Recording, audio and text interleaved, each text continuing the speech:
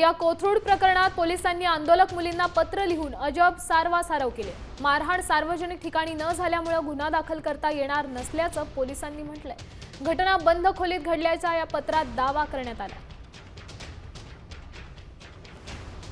पत्रात नेमकं काय लिहिलंय तर तक्रारीवरील घटनाक्रम वस्तुस्थितीवर आधारित नाही। तक्रारीत प्रथमदर्शनी तथ्य दिसत नाही। तक्रारीत तथ्य नसल्यामुळे गुन्हा दाखल होऊ शकत नाही।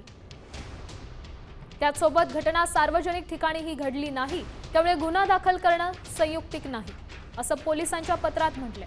त्यासोबत तक्रारीत नमूद घटनेस पुष्टीदायक तथ्य किंवा मुद्दे समोर आणले नाहीत।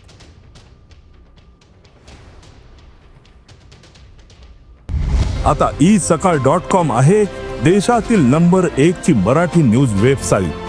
प्रत्येक अपडेटसाठी isakal.com ला नक्की भेट द्या।